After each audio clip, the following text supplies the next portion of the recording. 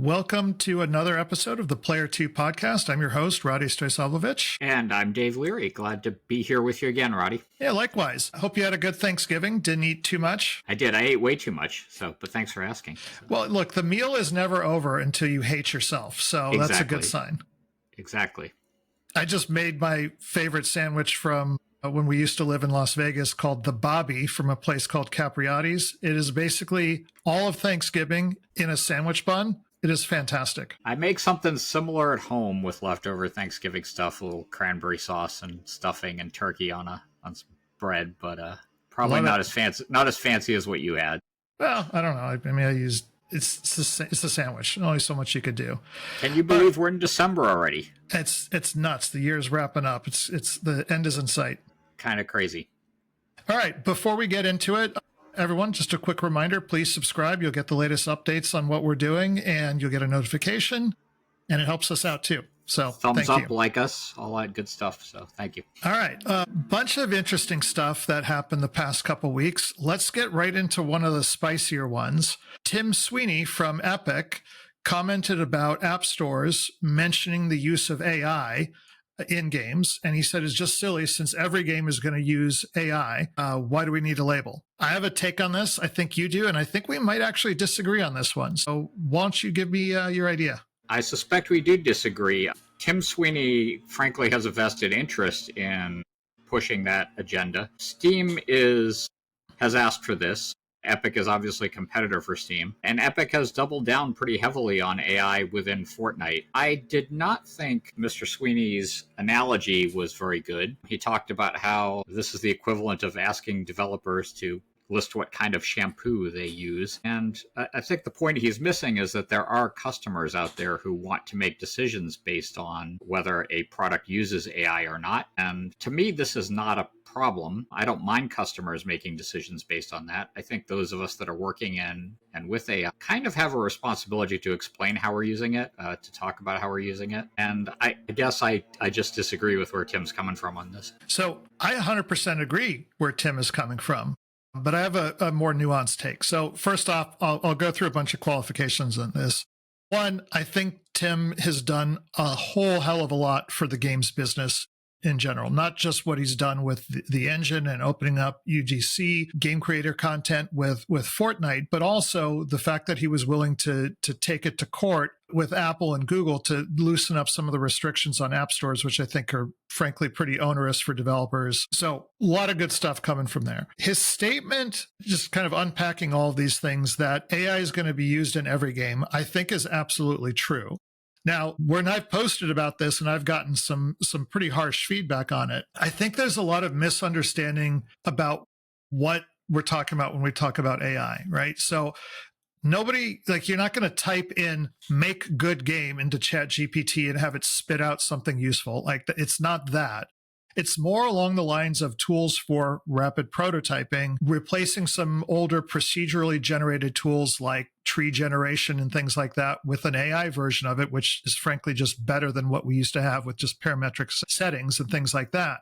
What really bugs me about these labels is there's this whole general consumer sentiment. I don't know how widespread it is, but you read it a lot about that in forums and in social media about just AI games are terrible. It must be hand created, all that stuff. I'm like, all right, fine, if that's your take. But when you do a label that says AI was used in this, and those customers just sort that out, they're missing out on a lot of content because they just don't look at any of the nuance, right? You just see AI, oh, AI is bad, I don't want that. But if it was used to prototype something and find the fun in a game sooner, but everything else was still hand generated or traditionally generated, why does it need to be labeled in the store? That just does nobody any good. Well, you're saying it doesn't do anyone any good because I don't think it's a point for you when you go to buy a game whether or not a game has used AI, is it?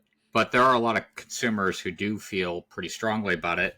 Steam is, I think, doing something a bit more nuanced there. They allow you to say how you used AI in your product and to list the ways you did use it. Well, sure, absolutely. And that nuance is great, and that's fine. But when the filter is AI or not, and it's a binary filter, and it just excludes everything, like we talked about arc raiders before, right? I have no problem with how they used AI voice. They used it ethically in my mind. They paid the actors for their likenesses, put it in the game to kind of speed quest giver content generation so they didn't have to wait to put that stuff out when they could get everyone back in the studio. I think that's great. But if I flipped a flag on Steam and Arc Raiders disappeared, I'd be pretty upset. I don't think that's reasonable. And my take on it is like, I want to look at the quality of the product. I don't care if it was using AI to make that content, as long as it's a really good use of it. And then I could dig down into the details to see if they were doing it ethically. But like, you lose all of that nuance. If a consumer is wanting that information, though, and wants to filter on that, is that not okay? I think it's just how the data is surfaced, right? A lot of these analogies that I see on this are food labels, right? We have a responsibility to not repeat some of the mistakes that were used with the way food has been labeled, right? So, for example, at one point, sugar was evil. It's like, oh, you can't have any sugar in it. It's like, all right, well, now everything is being labeled sugar-free, but then they're putting in all these artificial sweeteners, which causes you to eat more food, which makes you get fat, and you have all these other issues, and you could go research all this on your own if you want to. But it loses the nuance between good sugars, bad sugars. What about fiber content, empty calories versus good calories? Like, all that gets lost when it just becomes boiled down to a simple label. And that's what I've got a gripe against with what Steam is doing and a lot of this feedback about AI. I hear that, and I understand where you're coming from. I do think some of the nuance right now is getting lost, and there are a lot of consumers who are making that binary. If a game has AI at all, I don't want to touch it or get near it. I agree with you that Arc Raiders used it ethically. I find myself as a consumer somewhere in the middle on this. Frankly, I want to know. I do want to know if a game has used AI, and in fact, I want more detail. I want to know how it's used it, because there are games that, because of the development practices and the way they're using AI, I might not touch, regardless of the quality. In the same way that I feel uncomfortable buying certain games that are built with development practices that I disagree with across the board, whether it's crunch or the political stances of some of the developers on the team. I think it's okay for the public to have informed choices when they go to purchase something and to be able to get that kind of information. Is Steam doing this in the most nuanced way right now? Maybe not. I'm not going to disagree with you about that. But I think it's a bit of a stretch to go from that to say, hey, we should hide this information from the consumer. The consumer shouldn't have a way to get it, which is where I think Tim Sweeney is coming from. I think it has to be hidden. I think the filter is stupid, and that should not be there. I think you should put in a disclaimer about what technologies, if this is something customers really want, put in a section where the developer could say, these are the technologies that we used and how we used it. And I think that's a reasonable thing to do if it's something people want to do. But I also think, you look at modern tools, like game engines have AI integrated into them. They're already doing it. They're going to have more of that. The tools that we use, like Photoshop and a lot of the other professional content generation tools, have it integrated into it. So like if I'm doing something like, I have to do a background removal on an image or something that I shot, right? You could go in there and use the magic lasso tool in Photoshop now and remove that. That will get better when AI is integrated into it. I don't think that should cause a game to be filtered out when you go look for it in Steam. I think that's ridiculous. But do I need to put that nuance into the comment section? Look, if customers demand that, then we'll do it. But let's get the details right. I wonder if the road... this debate's obviously going to go on for a long time, and you and I don't fully agree on this. I wonder if the road for the industry is at some point customers who are looking for that kind of human created from scratch experience are going to start looking for those games as if they were craft beers or organic food. And at which point these labels do become sort of relevant, right?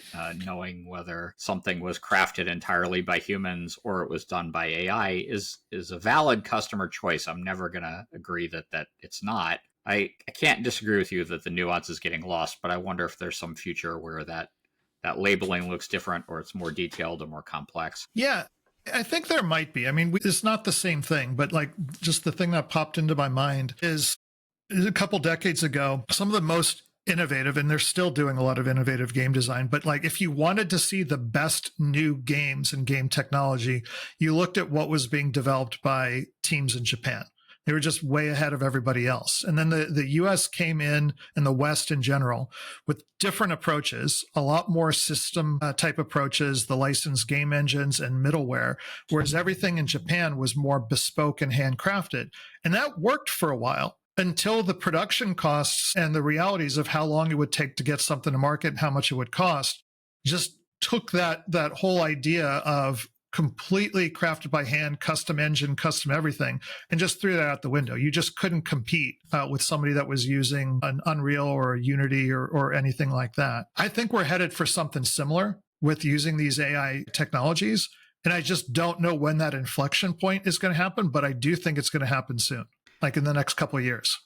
You're probably right. I hope the path for the industry is to do the work to better explain to consumers why AI is making a game better, not just why it is making it cheaper. I think the customer is going to end up caring about why a game experience is more interesting or more fulfilling. They're not going to care that we did it with 10 people instead of 100. So right now, I think it's on us as developers to kind of explain the value of AI and explain, for those of us that are using it ethically, where we're getting value and where the customer is going to end up getting value. Yeah, I think that's correct. And kind of tying it back to Tim, I'll share a story of an interaction I had with him years ago where he came with Mark Rain, who is the business guy at Epic, and they pitched us Unreal to use back at Westwood. And we were doing a game at that time called Command and Conquer Renegade. It was a first-person shooter. It's pretty cool. It had some issues with it, but we put that out there. That team was using a bespoke solution to generate levels and lighting on those levels using a rendering technique called radiosity. And then for everyone who doesn't want to get into the super technical stuff, it's basically when you calculate how, like, I would get lit from not just direct light from a lamp, but also how it bounces off the wall or different objects and how it affects things. It just makes things look more realistic. Very computationally intensive. And so we would have a scenario where we would build a level and we would have to put it through our big render farm and crunch all the data to get that solved. And it could take as much as a full day before you could actually move a box in a level, have it redo all the radiosity light maps and get that level so you could play in it. And Tim looked at that and he was pitching Unreal, and he did it in real time in the editor, and it was showing up on a console at that time on the screen, moving in real time. The lighting was changing. And one of the engineers was like, well, that's not real lighting. That's just fake. And Tim's like, yeah, but I could have 1,000 iterations of this while you do one, and iterations always yields a better result. And like, if that's not a universal gaming truth, I don't know what is. And that's where I think AI is going to matter. It's going to let us get more iterations and make the game fun, not just quicker, but just tune it better. Yeah, and I'm an advocate of using the tools where appropriate, and I think you're right. There is absolutely a future here. So the debate will rage on for a while. Customers will figure this out at some point, what they want and how much they want disclosed. It'll settle out. All right. Well, we kind of blended our big topic for the week with, kind of the news. So let's talk about some other news related stuff. We're starting to get into award season. Not a lot of surprises on what some of the top games are. We talked about it a little bit last time with Dawn. Any new takes on that from you? No, not really right now. I'm kind of waiting to see what ends up winning. I continue to play Arc Raiders, and I know we're going to talk a little bit more about that in a bit. I still need to pick up a couple of the big names this year that made the list, because I have not done my due diligence and played everything like I usually do. How about you? Yeah, it's so for the ones that have come out so far, not a lot of surprises. The awards show I always really pay attention to is the one that happens in February at DICE. That's the Academy of Interactive Arts and Sciences Award. It's all game devs voting for game dev projects. And so it's kind of like our Academy Awards of games. So it's interesting to see what pops into that and see if we see any differences from what's happening from the more popular award shows like the VGAs and the Joystick Awards and that sort of thing. There are usually some pretty significant differences, right? I've seen those game awards really come up with entirely different titles that weren't anywhere near some of the other lists. There's, I don't want to say it's anti-indie bias, but you tend not to get as much of the independent stuff in the Dice Awards. I don't know if that's going to be true this year or not, because just the indie titles are just so good this year. You'd be really remiss for not nominating them and seeing how the Academy votes. I think as a developer, knowing what other developers are impressed by is always valuable and kind of ego gratifying. There is a perspective that developers have that players and fans don't have about how difficult something is to build or how innovative something is. And at least from my perspective, I love to get player feedback, but I love to get feedback from the developers and the business too. Yeah, those things don't always line up, right? Sometimes devs will solve a particularly complex problem in a very gratifying way, and customers just don't care. And that's okay. You don't need to, but it's just nice to see the differences. Let's see, other stuff in the news this week that's going on. Kind of quiet being Thanksgiving, but it's just what I've been paying attention to is sort of the trends in multiplayer games and like, is Arc Raiders sustaining, is Battlefield sustaining? And they're doing quite well. Both products, like Arc Raiders continues to impress. Want to see what happens when they go through their upcoming new season. / reset, whatever you want to call that. But that'll be really cool to watch. Yeah, I want to ask you about that Arc Raiders reset in a minute. I'd like to...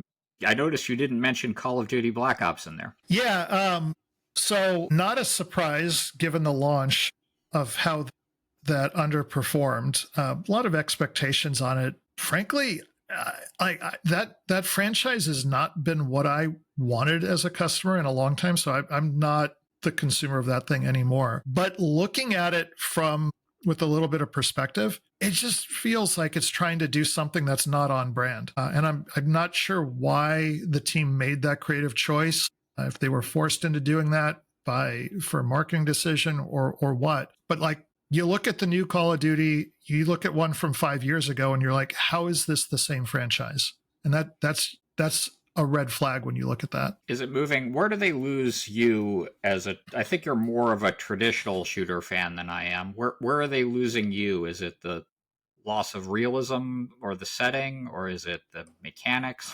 Where are they losing you? I mean, it's probably just insider baseball in this one, but I think that's one of the points of this podcast. They lost me at how Activision treated Infinity Ward. West and Zampella and suing them after they were performing so well and doing such a great title for them. I just don't, I'm not going to contribute to playing a franchise when the creators just get run over like that. I mean, they ultimately won that lawsuit, but like, that's where they lost me. I agree with you on that. And that is a kind of a little bit of insider baseball. That's kind of what I was talking about earlier, where I do make some of my purchasing decisions based on how a team operates. But I don't think the average customer makes too many decisions based on that in general. So I'm curious why you think the franchise is underperforming among most players. I don't think it's authentic to the brand anymore. If you looked at where that thing came through, tracing it all the way back to its roots when that team worked on Medal of Honor, it was really about putting the player in the role of a soldier with all the good and bad that comes with it, and just feeling that intensity of what combat might be like. And I understand it's not, I don't mean to demean actual soldiers. Like, that's a completely different animal when your life is on the line. But they really took pains to create a realistic experience. And it started drifting to that. Like, when you started to see prioritization of multiplayer where knives were getting thrown from like halfway across the map and killing people. And you're like, come on, even the best 80s Schwarzenegger movies, they weren't quite that bad. Like, you look at like when in Commando, where he threw the circular saw blade and killed a guy with that, like they got a little bit ridiculous on that. But then I recognize that reference. We are definitely showing our age and love of these movies, but yes. Some of them are wildly culturally inappropriate these days, but man, there's some good stuff in there you got to watch. I still say to this day, anyone who hasn't watched Aliens, that is foundational to the idea of visual representation of Space Marines in almost every game. And I'm not sure you get to Halo without that movie, but I'll debate that with. No, I think that's a fair point. How much do you think Battlefield and Arc Raiders and Black Ops all launching within a month of each other has kind of made Black Ops shine less compared to the other two? Yeah, that's definitely a contributing factor. I mean, it's a pretty big market for first-person shooters, But having three like that just sucks a lot of the air out of the room. And there was always going to be one loser. Like, it just wasn't sure which one it was going to be. Like, before going into it with no data, you would bet on the established brands versus the newcomer, and it just didn't play out that way. Yeah. Is Call of Duty's time over? Oh, man, that's a tough one to answer. It's such a big franchise. I'm wondering now, with Microsoft owning it, they have the luxury to take a break from the brand and give it a year to rest until the team could really retrench. And I don't think that was an option at all under Activision. Like, that was their cash cow. They had multiple studios working on it. They had to get something out every year. I wouldn't be surprised if that happened. And then they came back with a stronger product than ever. I think that's almost certainly going to, if that's not certainly going to happen, it's certain that those discussions are going on or have gone on at Microsoft leadership. We got a little time left, and Arc Raiders is the game so nice that we need to talk about it twice for at least a few minutes. Yep. So I first want to know where you're at, because I'm still all in on this game despite having basically completed all the progression stuff that they have available to them right now. I played 2 hours last night. Which is a big deal for you to carve out that kind of time, right? It is. Oh, man. I discovered something I dislike with the game now. I have one of these ultra-wide monitors. Like, I don't play most games full screen on that because, frankly, it's just too many pixels moving by, and you're like, you got to look all over the place.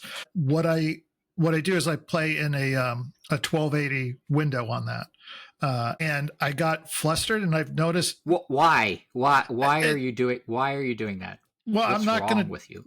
I will not do that anymore. In fact, I may actually go out and buy a second monitor just for Arc Raiders. Okay. We'll see. But like, I have a physical space issue that I have to resolve, because like my like you're looking at like this wide on my screen. You could double that on either side, and that's how wide. It's a 43-inch wide monitor. It's insane. So I found that I have when I get flustered in PvP combat, I pull down on the mouse, and it brings up my taskbar, and it loses focus from the game. And I died in a fight we should have won last night with that when I was playing with my buddy.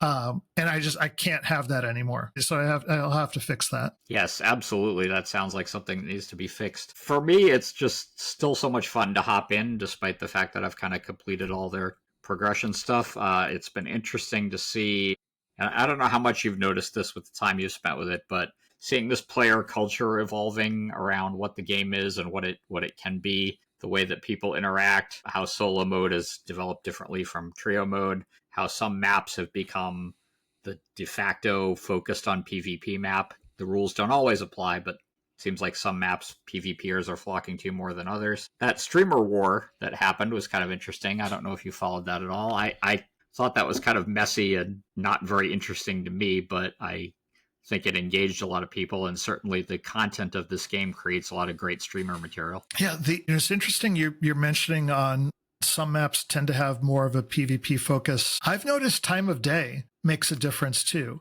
So like if I go on, like right now it's 1:45 p.m. my time. If I jumped on today in a solo, almost certainly no PvP. But if I do that after dinner tonight, almost certainly it will be PvP. And that's just a surprising convention that just seems to be a trend for me. That is interesting. I wonder, I'd almost expect that to be the reverse with sort of, particularly PvP focused high schoolers home for the afternoon or something and hopping on, or people who are kind of, not the kind of traditional gamer dad who gets home in the evening and just wants to play a couple hours like you and I kind of are now. Yeah, I'd expect those people to be less PvP focused than some of the people who might be on in the afternoon, who would be the probably pretty hardcore gang, right? Yeah, I would have thought that, but it's sort of like one of these things that I've just noticed, and I haven't had a chance to confirm that observation with anyone else, but it's been consistent for me. The other thing, too, is just like the whole common language and behavior system around whether or not you're going to get into a fight with somebody else. I accidentally had my mic muted, and I didn't realize it, and some guy was like, "Hey, don't shoot, friendly," and I was running away from him to go. I had just spawned in the map, and he shot me. He's like, "Turn on your mic next time and say you're not going to shoot." And I'm like, That is what? that's absolutely become a convention in the game. People without mics tend to get shot more readily than those that don't. Yeah, so that was an interesting thing. Also, surprisingly, I guess this I don't mean this in a sexist way. There hasn't been any kind of weird gamer behavior when you hear a woman's voice in the game. Like so many other games, a girl will come on and someone say, "Oh my God, it's a girl playing." It's like none of that here. The same thing with kids. No one seems, if you have a high pitched child voice, no one seems to care about that. I guess I've gotten certainly my share of slurs directed at me when I've killed somebody or been killed by somebody. There still is that shooter mentality among a lot of folks, which can get pretty rough on an open mic sometimes. I certainly don't know that I would let young children play this given the open mic situation, but well, certainly not. Like as a parent, I wouldn't let my kid play this, but like in so many other games, like like if you're not using a voice changer, I know younger players tended to get picked on. It's like, oh, stupid kid, get out of the game. This is for adults, that kind of thing. I haven't seen that here. That's interesting. It does seem to be lessened, yeah, and I think that is partly because parts of the game do encourage this kind of free-form cooperation that we still see. I wanted to ask you about a mechanic. I was curious what you thought of their expedition and project stuff, which is coming up soon. It's going to be kind of a soft reset where people can opt into basically a character reset. How do you think that's going to work? So what do you think about that? Yeah, so like looking at it from an game economic standpoint, like it could be a really interesting drain on the economy. And so when I say that for those that aren't familiar, like you have this concept of sort of like sinks and drains or faucets and drains where things come into the economy and then you need to have them go out. Otherwise you wind up getting inflation or just a bloated economy and that sort of thing. And they've got that pretty well dialed in with the consumable and crafting system in the game. But this kind of feels like it takes it to the next level and gives you also a chance to participate in something bigger than just your character's arc, which the game doesn't really have now, which I think is a great idea. And I wouldn't be surprised if that evolves into a faction or teams-based system eventually. For me, I think the interesting part of this is that many extraction shooters do just a full server wipe now and then. I think Embark is acknowledging that they built a game that has both a casual audience and a hardcore audience, and they're going to see if this opt-in thing can kind of continue to level that playing field as they go. I wonder if they're going to end up having to fall back on a full reset at some point, once the game kind of at some point dwindles down to only the faithful hardcore who want to stick around for the 10-year roadmap or whatever the game ends up having. But it is an interesting choice. I want to opt into it. I've gotten pretty hardcore with the game, and I'm planning to do it. But it is a grind. It's an absolute grind. So I wonder what the level of engagement is going to be with it as it comes up in later December. Yeah, I'm erring towards opt-in as well, mainly because I don't think the grind will be as bad now knowing what I want and how I like to play and how I would prioritize that. So yeah, I think I'm going to do it. I got to find out if some of the guys that I normally play with are going to do it as well, because it's sort of a, all in or none in type of thing if I want to keep playing with them, which I like to because it tends to be fun. So we'll see. There's a lot of discussion around how they're going to handle some of those mechanics. Like if you just hand some blueprints to a buddy before you opt out and he hands them back, does that kind of undermine the philosophy of it? But you said something interesting about whether your whole gamer group kind of going in on it or not, which, if they fire that reset all up on the same patch update, then that would kind of solve that problem. Those of us that have casual friends or hardcore friends might still pull off some exploits here. And does it matter? I don't know that it matters all that much if you swap a few blueprints to a buddy and get them back on a reset, but I wonder if Embark is going to try to address that in some way. I wouldn't be surprised if there were new blueprints for weapons as well. Like that's one thing that kind of bugs me in the game is like there's a few blueprints that I want, but I cannot find them, and it's driving me nuts. That may have been intended, but I mean, it's not like Embark decided, hey, we're going to go make Rade crazy and do this. But it kind of drives the players that are compelled to get them all. Well, as you know, Rade, random is random. Just because you didn't see a particular drop doesn't mean it doesn't exist in the game. You want to get into the hypothetical debate of is anything really random in a modern computer system? That sounds like it's a different podcast. That's not this one. So. Fair enough. Though, just an aside thing, apparently this has been a deal for ages, but I did not know that Cloudflare, the internet company, does random seed generation, by having a camera pointed at a wall of lava lamps in their lobby because wow. it's kind of crazy. That's interesting. So I did not know that either. Maybe that's why it went down that one time the lava lamps went. No, I think it was the guy that was using a Google Coding Assistant that deleted his whole hard drive. Probably. Yeah. All right. And I think we're about at time. Any parting wisdom? We should talk about a game that we're playing really quick. Anything new that you want to mention or something that's in your back catalog? I thought Arc Raiders was our game of the week again. See, you've derailed me, Roddy. We had a whole separate topic we didn't even get into. We're going to have to save it for next time on player and team feedback. We didn't even talk about that. We just got talking about other stuff. So I think this is just... Yeah, the AI stuff went a bit long, but I think it was a good topic. What are you playing? What are you playing this week? Let's hear what you're playing. I'm playing Arc Raiders. Well, exactly. So that's about next week we'll have to pick a new game to talk about, or an old game. I might bust out my catalog and talk about something I really enjoyed that maybe people haven't had a chance to play much of. That's always good. It's always good to hear about old favorites. All right. Well, hey, thanks for listening, everyone, or watching, and make sure you subscribe, and we'll see you next time. Later.